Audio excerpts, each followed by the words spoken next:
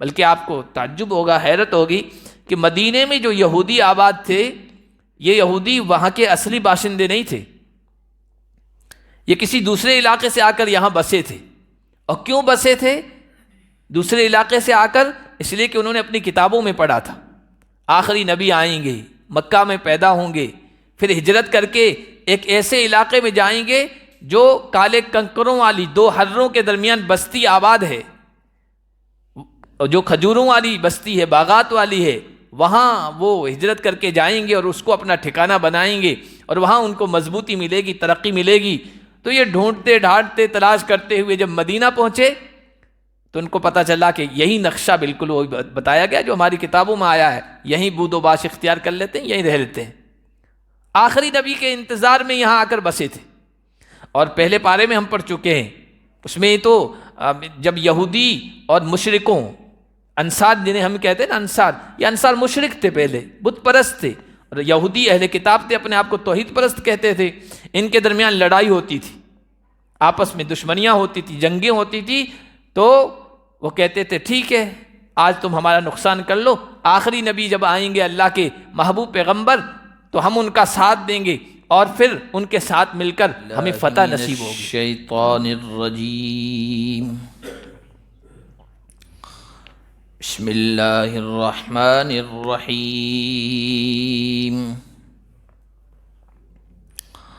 ألم تر إلى الذين أوتوا نصيبا من الكتاب يشترون الضلالة ويريدون أن تضلوا السبيل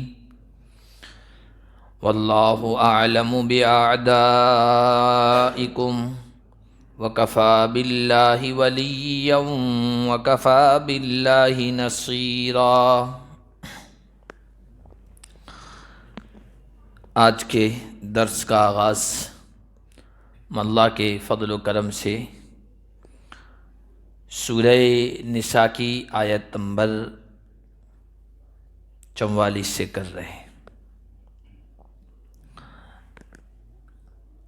آج جو آیتیں ہم پڑھیں گے ان میں اہل کتاب یہودی اور عیسائی جن کو اللہ تعالیٰ نے آسمانی کتابوں سے نوازا اور جن میں اللہ کے پیغمبر اور رسول آئے، ان کا ذکر ہے، اور اسلام کے خلاف، حضور علیہ الصلاۃ والسلام کے خلاف ان کی جو سازشیں ہیں ان کا ذکر ان آیات میں آئے گا۔ اللہ نے فرمایا کہ آپ نے دیکھا ان لوگوں کو جن کو کتاب میں سے حصہ دیا گیا، جن کو کتابیں دی گئی، آسمانی وحی سے نوازا گیا، یشترون الضلالہ، وہ گمراہی خرید رہے۔ اللہ کے نبی صلی اللہ علیہ وسلم کے تشریف لانے کے بعد ہونا تو یہ چاہیے تھا کہ وہ آپ پر ایمان لے آتے، قرآن پر ایمان لے آتے، اس لیے کہ وہ جن کتابوں کو مانتے تھے، تسلیم کرتے تھے، ان میں اللہ کے آخری نبی کا ذکر تھا، اللہ کے نبی کا تذکرہ تھا۔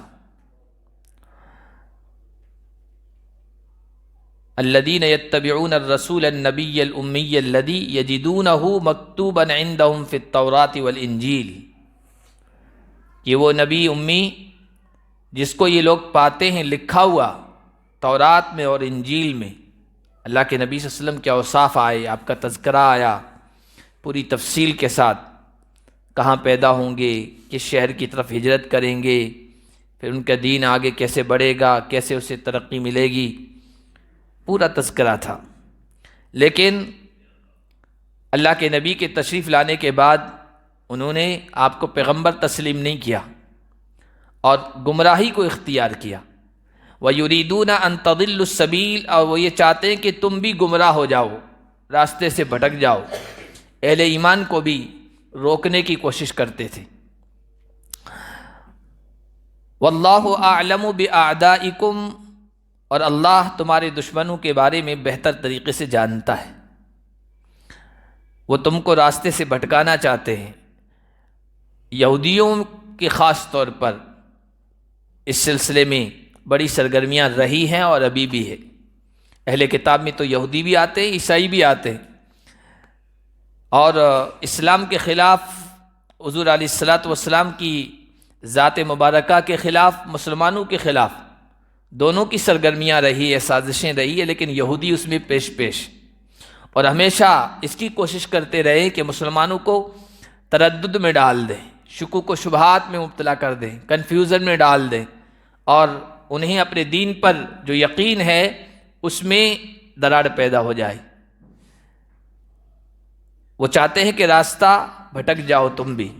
اور اب دیکھیں تو آپ یہودیوں اور عیسائیوں کے ساتھ اہل ہنود، بت پرست، یہ بھی شریک ہے، اور بالکل یہودیوں کے ساتھ جتنی قربت ہے، جتنی نزدیکی ہے، اور بڑھتی چلی جا رہی ہے، انہی کے طرز پر اہل اسلام کو گمراہ کرنے کی کوشش کر رہے ہیں۔ آج پورے ان کے گروہ، پوری کی پوری جماعتیں اور افراد بیٹھے ہیں جو مسلسل اسلامی تعلیمات کے خلاف بولتے رہتے ہیں، لکھتے رہتے ہیں۔ ہر دم آپ سوشل میڈیا پر ان کو پائیں گے، ایسی باتیں کہ زیادہ پڑھا لکھا مسلمان نہیں ہے، اس کو قرآن اور سنت کی گہرائی نہیں ہے، نبی صلی اللہ علیہ وسلم کی سیرت کا زیادہ پتہ نہیں ہے، ان کی باتیں سن کر کنفیوژن میں مبتلا ہو جاتا ہے۔ بلکہ اب تو ایسے لوگوں کو انہوں نے ہائر کیا ہے، آگے لے آئے، جو اپنے آپ کو کہتے ہیں ہم مسلمان تھے اب نہیں ہیں، ایکس مسلم ہیں، اور وہ مسلسل اس کوشش میں ہیں راستے سے بھٹکانے کی۔ اللہ فرما رہے ہم تمہارے دشمنوں کے بارے میں اچھی طریقے سے جانتے۔ اگر تم اللہ کے ساتھ رہو گے، اللہ کے دین کی مدد کرتے رہو گے، دین پر عمل کرتے رہو گے، دشمنوں کے بارے میں ہم سب پتہ ہے، کام بنانے والے ہم ہیں، کفا باللہ ولیہ، اور مددگار بھی ہم ہیں۔ ہم جس کی مدد و نصرت پہ آتے ہیں تو پھر دشمنوں کی سازشیں بیکار جاتی ہے، رائے گاہ جاتی ہے، اور کچھ کام نہیں آتی ہے، بے سود اور بے نفع رہتی ہے۔ صحابہ کرام رضوان اللہ علیہم اجمعین کا، یا آپ کہیے وہ پہلا دور صحابہ و تابعین کا، جس میں مسلمان پورے طور پر دین پر قائم تھے، دین پر جمے ہوئے تھے، دشمنوں کی، یہودیوں کی، عیسائیوں کی، بت پرستوں کی سازشیں رہی ہیں، لیکن کچھ نہیں بگاڑ سکے، اور اللہ تعالیٰ نے ہر موقع پر مسلمانوں کی مدد فرمائی ہے۔ بدر سے، احد، تبوک، یرموک، قادسیہ، یہاں تک کہ ایک موقع ایسا آیا سن 35 ہجری تک کہ مسلمانوں کی دھاک بیٹھی ہوئی تھی، آدھی دنیا پر مسلمان حکومت کر رہے تھے، باقی آدھی دنیا کی ہمت نہیں تھی کہ مسلمانوں کی طرف آنکھ اٹھا کر دیکھے۔ یہ اللہ نے دین پر جمنے کی صورت میں ان کی مدد کا وعدہ جو فرمایا تھا وہ پورا ہم نے دیکھا، تاریخ میں موجود ہے۔ اللہ ہم سے بھی یہی کہہ رہے ہیں کہ دشمن ہمیشہ ہر زمانے میں رہیں گے، تم کو بھٹکانے کی کوشش کریں گے، لیکن دین پر اگر تم جمے رہو گے تو پھر اللہ تمہارا ولی بن کر، سچ پرست بن کر، کارساز بن کر آئے گا، اور اللہ جب مددگار ہوگا تو پھر کوئی نقصان نہیں پہنچا سکتا ہے۔ من الذین ہادوا یحرفون الکلم عن مواضعہ، یہودیوں میں سے کچھ لوگ ایسے ہیں جو کلمات کو ان کی جگہ سے بدل دیتے۔ یہودی اللہ کے نبی صلی اللہ علیہ وسلم کے بارے میں بھی جو پیشین گوئی آئی تھی ان کی کتابوں میں، اس میں بھی انہوں نے تبدیلی کری، کچھ کا کچھ جملہ تھا اس کی جگہ دوسرا تبدیل کر دیا۔ کبھی جملہ، کوئی کلمہ، کوئی لفظ اپنی جگہ صحیح ہے لیکن اس کا مطلب، منشا و مراد دوسری لیتے تھے۔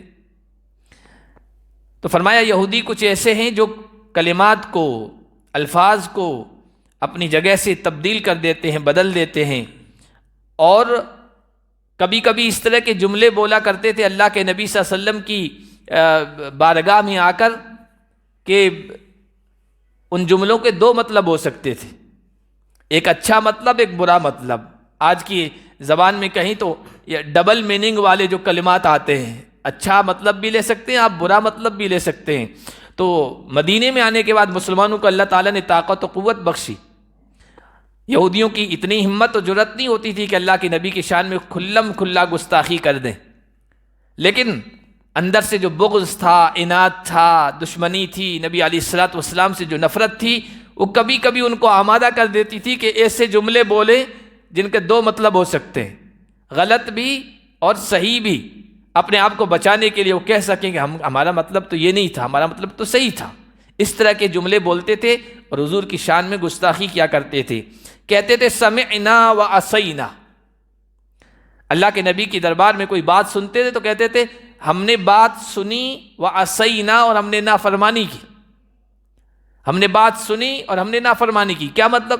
ایک مطلب یہ ہوتا ہے کہ ہم نے آپ کی بات سن لی، ہم آپ کی بات پہ چلیں گے، آپ کے جو مخالف بول رہے ہیں، جو کچھ کر رہے ہیں، ہم ان کی بات نہیں مانیں گے۔ اور ایک مطلب یہ کہ ہم نے آپ کی بات تو سن لی لیکن مانیں گے نہیں، ہم آپ کو تسلیم کرنے والے نہیں ہیں، آپ کوئی نبی تھوڑی ہے۔ یہ ڈبل معنی کے جملے۔ واسمع غیر مسمع، کہتے تھے سنیں، آپ سنیں اس حال میں کہ آپ کو سنایا نہ جائے۔ عربوں کی زبان میں، ان کی اصطلاح میں، ان کی بولی میں یہ دعائیہ جملہ تھا، آپ کو ہمیشہ اچھی خبر سننے کو ملے۔ واسمع، آپ سنیں، آپ کو اچھی بات، اچھا جملہ، اچھی خبر سننے کو ملے، کوئی بری خبر آپ کو سنائی نہ جائے۔ یہ دعائیہ جملہ ہے، کسی کی بہتری کے لیے جملہ بولا جاتا ہے، یہ مطلب بھی ہے۔ دوسرا مطلب یہ بھی ہے واسمع غیر مسمع، آپ دوسروں کی بات سنیے، آپ کی بات نہ سنی جائے، آپ بے وزن ہیں، آپ بے قیمت ہیں، آپ بے اہمیت ہیں، آپ کی کوئی اہمیت نہیں، یہ مطلب بھی ہے۔ یہ ڈبل معنی والے جملے بولتے تھے۔ وراعنا، کبھی کبھی حضور کی مجلس میں آتے تھے تو راعنا کہتے تھے۔ اب راعنا کا معنی ہوتا ہے ہماری رعایت کیجیے، ہمارا لحاظ کیجیے، ہماری طرف توجہ دیجیے، ہماری بات سنیے، یہ مطلب ہوتا ہے۔ اور اگر اس کو تھوڑا سا کھینچ کے پڑھیں راعینا، تو یہودیوں کی زبان میں اس کا مطلب ہوتا تھا ہم میں سے جو بے وقوف ہے، یعنی حضور کو بے وقوف کہتے تھے۔ یا عربی ہی کا معنی لے لے تو اس کا مطلب ہوتا ہے اے ہمارے چرواہے، حقارت کے لیے، نیچا دکھانے کے لیے کہتے تھے آپ ہمارے چرواہے ہیں۔ اس طرح کے جملے جن کا دو مطلب نکلتا تھا یہ کہتے تھے۔ لیم بِأَلْسِنَتِهِمْ وَطَعْنًا فِي الدِّينِ، اپنی زبانوں کو موڑتے ہوئے، کچھ کا کچھ مطلب لیتے ہوئے، اور دین میں تانا کشی کے لیے یہ ایسا کرتے ہیں۔ وَلَوْ أَنَّهُمْ قَالُوا سَمِعْنَا وَأَطَعْنَا وَاسْمَعْ وَانظُرْنَا لَكَانَ خَيْرًا لَهُمْ وَأَقْوَمَ۔ اللہ فرما رہے ہیں اگر یہ آپ کے دربار میں آ کے سمعنا آسانا کے بجائے اس طرح کہتے سمعنا وَأَطَعْنَا، ہم نے آپ کی بات سنی اور ہم مانیں گے بھی، ہم اطاعت بھی کریں گے، ہم اس پر پورے اتریں گے۔ وَاسْمَعْ، کہیں، آپ کہیے، اچھی بات آپ سنیے، ہماری طرف سے اچھی بات آپ کو سننے کو ملے۔ اور رائنا کے بجائے یہ وانظرنا کہیں، ہماری طرف نظر کیجیے، ہماری طرف توجہ کیجیے، ہماری بھی بات سنیے۔ یہ جملے کہتے تو ان کے لیے یہ بہتر ہوتا اور یہی زیادہ درست بات ہوتی، بہتر بات ہوتی۔ وَلَٰكِن لَعْنَهُمُ اللَّهُ بِكُفْرِهِمْ، لیکن ان کی طبیعت، ان کا مزاج ہی بگڑ گیا تھا، کفر کی وجہ سے، انکار کی وجہ سے، اور نبی علیہ الصلوۃ والسلام سے دشمنی کی وجہ سے۔ تو اندر کا جب مزاج اور طبیعت بگڑ جاتی ہے تو پھر انسان صحیح بات ماننے کے لیے تیار نہیں ہوتا، پھر اللہ کی پھٹکار پڑتی ہے، اور اللہ کی ہی پھٹکار کو لعنت کہتے ہیں۔ اللہ نے ان پر لعنت کر دی ان کے کفر کی وجہ سے۔ ان سے کہا گیا تھا، ان کے نبیوں نے کہا تھا آخری نبی آئیں گے، ان کی بات مان لینا۔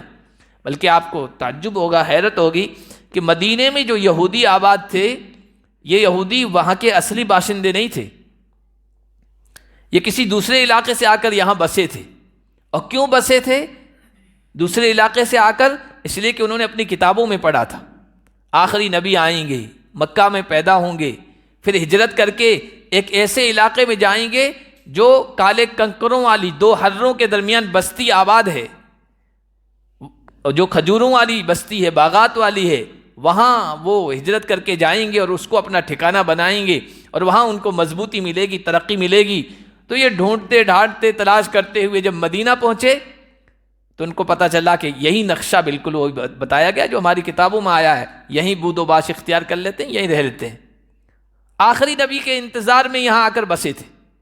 اور پہلے پارے میں ہم پڑھ چکے ہیں، اس میں تو جب یہودی اور مشرکوں، انصار جنہیں ہم کہتے ہیں نا، انصار، یہ انصار مشرک تھے، پہلے بت پرست تھے، اور یہودی اہل کتاب تھے، اپنے آپ کو توحید پرست کہتے تھے۔ ان کے درمیان لڑائی ہوتی تھی، آپس میں دشمنیاں ہوتی تھی، جنگیں ہوتی تھی، تو وہ کہتے تھے ٹھیک ہے آج تم ہمارا نقصان کر لو، آخری نبی جب آئیں گے اللہ کے محبوب پیغمبر تو ہم ان کا ساتھ دیں گے اور پھر ان کے ساتھ مل کر ہمیں فتح نصیب ہوگی۔ وَكَانُوا يَسْتَفْتِحُونَ مِن قَبْلِ، یہ الفاظ آئے ہیں پہلے پارے میں۔ تو یہ ان سب باتوں کے باوجود جب اللہ کے نبی تشریف لے آئے تو پھر اندر کے حسد اور جلن نے اور بغض، عناد اور نفرت نے ایمان سے دور کر دیا ان کو۔ اس کا بھی تذکرہ آگے آیات میں آیا ہے، اگر وہاں تک پہنچے تو انشاءاللہ آج پڑھ لیں گے ہم۔ لیکن اللہ تعالیٰ نے ان کے کفر انکار کی وجہ سے ان پر لعنت فرمائی، اور لعنت کا مطلب ہوتا ہے پھٹکار۔ لعنت کا اصل معنی ہوتے ہیں رحمت سے دور کر دینا، اور جو اللہ کی رحمت سے اور نظر شفقت سے دور ہو گیا اس سے بڑھ کر منحوس اور بدبخت کون ہو سکتا ہے؟ فلا یؤمنون الا قلیلا، اب یہ ایمان نہیں لائیں گے مگر بہت کم۔ یہودی میں تو بہت کم مسلمان ہوئے۔ آپ حضور علیہ الصلوۃ والسلام کے زمانے کی حالت کو اور اس وقت کے حالات کو دیکھیں تو بڑے لوگوں میں سے صرف حضرت عبداللہ ابن السلام تھے جو یہودی عالم تھے، انہوں نے آپ صلی اللہ علیہ وسلم کی ساری نشانیاں دیکھی تو مسلمان ہو گئے۔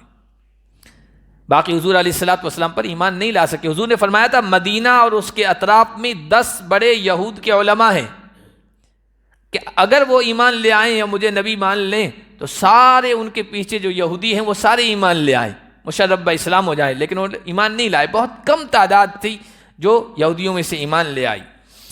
یا ایھا الذین اوتوا الکتاب آمنوا بما نزلنا، اللہ نے فرمایا اے اہل کتاب، اے وہ لوگوں جن کو کتاب دی گئی، جو ہم نے کتاب اتاری ہے اس پر ایمان لے آؤ۔ تمہیں اپنے اپنے زمانے میں ہم نے کتابیں دی تھی، میرے پیغام دیے تھے، نبی اور رسول ہم نے بھیجے تھے تمہارے پاس، یہ ہماری طرف سے تمہارے اوپر ایک مہربانی تھی، ہماری رحمت تھی۔ اپنے زمانے میں یہودی اور عیسائی اللہ کی سب سے محبوب پسندیدہ امت تھی۔ یہ آپ پڑھتے ہیں یا بنی اسرائیل، یا بنی اسرائیل، اے اسرائیل کے بیٹو، اے اسرائیل کی اولاد۔ وہاں الفاظ آئے فضلناکم علی العالمین، ہم نے تم کو سارے جہاں والوں پر، ساری انسانیت پر فضیلت بخشی تھی، فوقیت بخشی تھی ہر اعتبار سے۔ دین کے اعتبار سے بھی وہ سب سے آگے تھے، دنیا کے اعتبار سے بھی آگے تھے۔ پیغمبر آئے ان میں، رسول آئے اور بادشاہ آئے، بڑے بڑے پیغمبروں میں بھی بڑے بڑے خلیفہ آئے اللہ کے، سلیمان، داؤد، طالوت، یہ سب پیغمبر بھی تھے اور بڑی حکومتوں کے مالک بھی تھے۔ ہزار پیغمبر آئے تو کہا کہ تم کو ہم نے فضیلت بخشی تھی، سب سے بہترین بنایا تھا اپنے زمانے میں۔ اب جو ہم نے کتاب اتاری ہے یہ ہمارے پیغام جو آسمانی وحی ہے اس کا آخری ایڈیشن ہے، اب اس پر ایمان لے آؤ، اور اس میں نہ ماننے کی کوئی وجہ ہے ہی نہیں۔ مصدقا لما معکم، انکار کی کوئی وجہ ہی نہیں ہے۔ اگر یہ قرآن تمہاری کتابوں کا انکار کرتا ہے اور یہ کہتا ہے کہ نہ کوئی تورات کی کوئی حقیقت ہے، نہ انجیل کی کوئی حقیقت ہے، نہ زبور کی کوئی حقیقت ہے، تو تم پیچھے رہ جاؤ کہ ہم اس کتاب کو نہیں مانتے، ہماری کتابوں کی انکار کرنے والی اور ان کو مسترد کرنے والی کتاب ہے۔ نہیں، جو تمہارے پاس ہے اس کی یہ کتاب تصدیق کرتی ہے۔ قرآن نے ہمیں بتایا، ہم کو کیسے پتہ چلا کہ تورات اللہ کی کتاب ہے؟ ہم کو کیسے پتہ چلا کہ انجیل اللہ کی کتاب ہے، زبور ہے، صحف ابراہیم ہے، صحف موسیٰ ہے؟ قرآن نے ہمیں بتایا، اور قرآن ہمیں یہ تعلیم دیتا ہے سب نبیوں کو مانو، ساری کتابوں کو تسلیم کرو۔ اس لیے ہم آمنت باللہ و ملائکتی و کتبہ و رسولہ، میں ایمان لایا اللہ پر، اس کے فرشتوں پر، اس کی ساری کتابوں پر اور اس کے سارے رسولوں و پیغمبروں پر۔ تو قرآن تو سارے رسولوں کو ساری کتابوں کی تصدیق کر رہا ہے کہ وہ اپنے زمانے میں اللہ کا سچا پیغام تھی، اللہ کی طرف سے انسانیت کے نام ایک میسیج تھا، پیغام تھا۔ تو انکار کی تو کوئی وجہ ہے نہیں، یہ قرآن تو تمہاری کتاب کو سچ بتا رہا ہے۔ اور یہ جو قرآن جس نبی پر، جس شخصیت اور ذات پر قرآن اترا ہے، یہ رسول بھی ایسا نہیں کہ جیسے سیاسی لوگ کرتے ہیں، اپنے سے پہلے والے لیڈر کو کنڈم کر دیا کہ اس نے کچھ کام نہیں کیا، حالانکہ کتنے اچھے کام کر دیے ہو۔ یہ سیاست تھوڑی ہے، یہ نبوت ہے۔ اور یہ آخری نبی کہہ رہا ہے عیسیٰ بھی اپنے زمانے میں سچے پیغمبر تھے، موسیٰ بھی اللہ کے محبوب پیغمبر تھے، کلیم اللہ تھے، اور سارے پیغمبروں کی یہ نبی بھی تصدیق کر رہا ہے۔ تو پھر تم انکار کیوں کر رہے ہو؟ پھر پیچھے کیوں رہ رہے ہو؟ اس کو مانو، تسلیم کرو۔ نہیں کرو گے تو من قبل ان نطمس وجوہا، اس سے پہلے مان لو کہ ہم تمہارے چہروں کو سپاٹ کر دیں، مٹا دیں، ختم کر دیں، فَنَرُدَّهَا عَلَىٰ أَدْبَارِهَا، ان کو الٹا کر دیں۔ ان کو الٹا کر دینے کا مطلب یہ ہے جو تمہارے چہرے ہیں ان کو پیچھے کی طرف کر دیں۔ اور یہ بھی مطلب ہے کہ جس طرح تمہاری گردن سپاٹ ہے، یہ چہرے میں جو آنکھیں ہیں اور ناک ہے اور یہ ہے، اس کو بالکل گردن کی طرح سپاٹ کر دیں۔ کتنی بد شکل کتنا انسان ہو جائے گا۔ تو ہم ہمارے چہروں تمہارے چہروں کو مسخ کر دیں، شکلوں کو بگاڑ دیں۔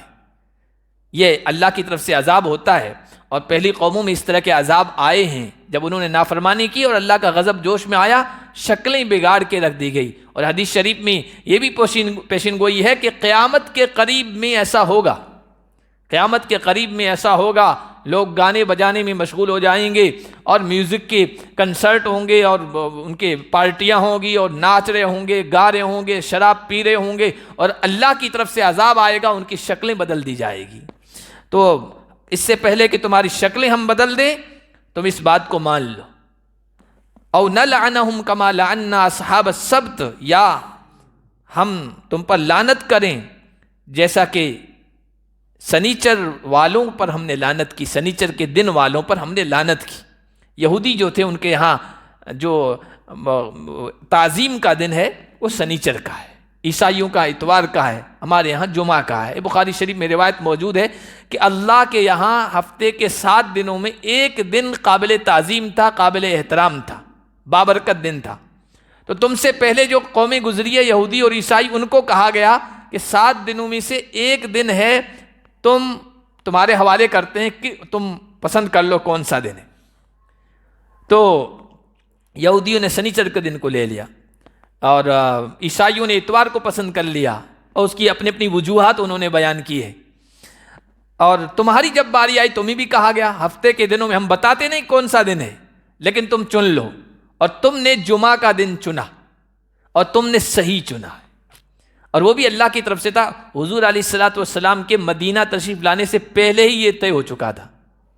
حضور جب مدینہ آئے اس سے پہلے مدینے والے مسلمان ہو چکے تھے، اور جس طرح ہمارے ہاں جماعتوں میں ہوتا ہے نا، جمعرات کو یا کہیں کہیں اتوار کو اکٹھا کرتے ہیں کہ بھائی مرکز آؤ، پتہ چلے کتنے لوگ ہیں جڑے ہوئے ہیں، کتنے ساتھی بڑھ رہے ہیں، کتنے ساتھی کٹ رہے ہیں، سب حالات پتہ چلتے ہیں۔ مدینے میں بھی جب مسلمانوں کی کچھ تعداد بڑھی تو پتہ کہ بھائی ہمارے کوئی ایسی چیز ہونی چاہیے جس میں پتہ چلے کہ ہم کتنے لوگ ہو گئے اور کون ساتھی کتنی سرگرمی کے ساتھ محنت کر رہا ہے۔ تو ایک دن وہ لوگ جمع ہوئے۔ اسعد بن زرارہ رضی اللہ تعالیٰ عنہ ایک صحابی تھے، ان کے باغ میں جمع ہوئے ہیں، اور انہوں نے طے جو کیا تھا وہ جمعہ کا ہی دن تھا۔ وہ جمع ہوئے اور پھر 40 سے زیادہ تعداد تھی ان کی، تو کہا ماشاءاللہ بہت خوش ہوئے، 40 ہم افراد ہو گئے۔ پھر بکرا ذبح کیا، دعوت کی سب کی، اور پھر کہا کہ آپ ہر ہفتے جو ہے نا ہم یہیں جمع ہوں گے۔ شکرانے کے طور پر نماز پڑھی۔ ادھر حضور علیہ الصلوۃ والسلام کو حضرت جبرائیل آئے اللہ کی طرف سے اور بتایا، ایک آئینے کی طرح ایک شکل بتائی، اس میں ایک نقطہ تھا، وہ بتایا کہ یہ آپ کی امت کا تعظیم والا حرمت والا دن ہے، جمعہ کا دن ہے۔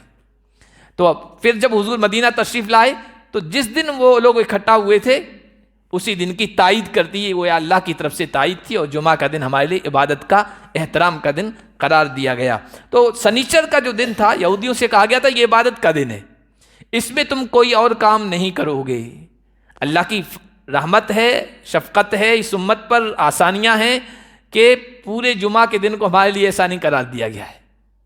ہمیں تو یہ کہا گیا کہ اذان ہو جائے اب سب کچھ چھوڑ دو، اب فسعوا الی ذکر اللہ، اب اللہ کے ذکر کی طرف جمعہ کے لیے بھاگو، تیاری کرو۔ لیکن ہم بھی انہی کی طرح کر رہے ہیں، یہودیوں کی طرح۔ کتنے سارے لوگ ہیں جو صرف خطبہ کھڑا ہوتا ہے نا وہ عربی والا، اس وقت آنے کی کوشش کرتے ہیں۔ یہ جمعہ کے احترام اور عظمت کے خلاف ہے۔ ان سے کہا گیا تھا پورے دن تم لوگ کوئی کاروبار نہیں کر سکتے عبادت کے علاوہ، احترام والا دن ہے۔ مچھلیوں کے شکار وہ لوگ کرتے تھے کہ مچھلی کا شکار کرنا سب بند۔ تو انہوں نے کیا کیا، ہیلا ڈھونڈا، گلیاں نکالی۔ سنیچر کے دن شکار تو نہیں کرتے تھے، لیکن ایسا کرتے تھے کہ جو مین ندی ہوتی تھی، نہر ہوتی تھی، وہاں سے انہوں نے چھوٹی چھوٹی نہریں بنائی اور اس طرح کر کے آگے گڑھا بنا دیا۔ مچھلیاں ادھر سے آتی تھی بیچاری اور اس گڑھے کے اندر پھنس جاتی تھی، پیچھے سے وہ پانی بند کر دیتے تھے، اور سنیچر کے دن کچھ نہیں کرتے تھے، اتوار کو آ کے ان مچھلیوں کو پکڑ لیتے تھے۔ یہ ہیلا سازی اختیار کی اور کہتے تھے ہم نے سنیچر میں کوئی شکار تو نہیں کیا نا، وہ تو مچھلیاں گڑھے میں آئی ہے، ہم پکڑ تو اتوار کے دن رہے ہیں۔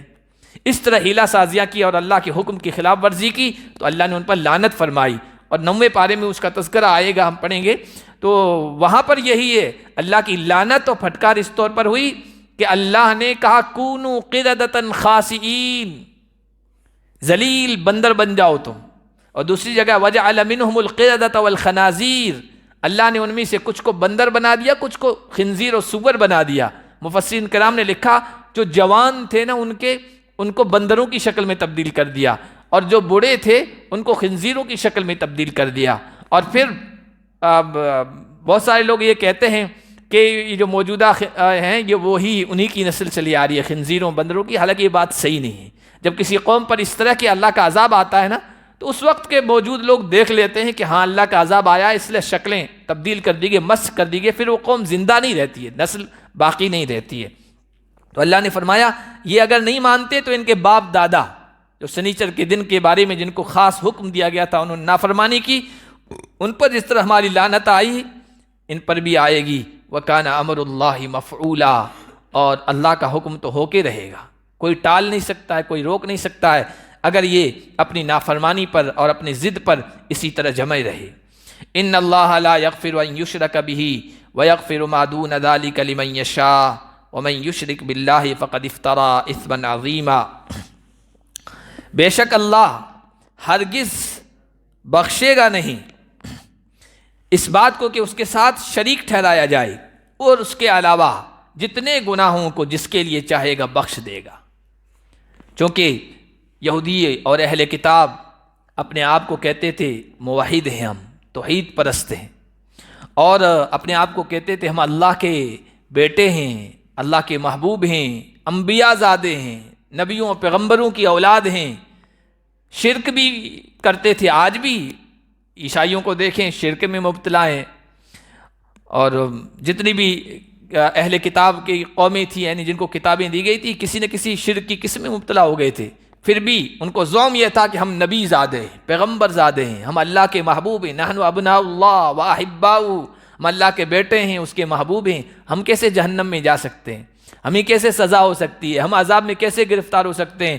اور یہ کہتے تھے اگر چلے بھی گئے نا جہنم کے اندر تو ایام معدودہ، بس چند دن رہ کے پھر ہم نکل آئیں گے، جہنم میں ہمیشہ نہیں رہیں گے، ہم انبیاء زادے ہیں۔ اور یہ بھی کہا کرتے تھے کہ حضرت ابراہیم ہمارے بڑے ہیں، جد امجد ہیں، وہ ڈنڈا لے کے جہنم کے دروازے پہ کھڑے ہو جائیں گے، کسی یہودی اور عیسائی کو داخل نہیں ہونے دیں گے کہ چھوڑو ان کو، گویا زبردستی اللہ سے چھڑا لیں گے۔ اس طرح کی باتیں بے وقوفانہ کرتے تھے۔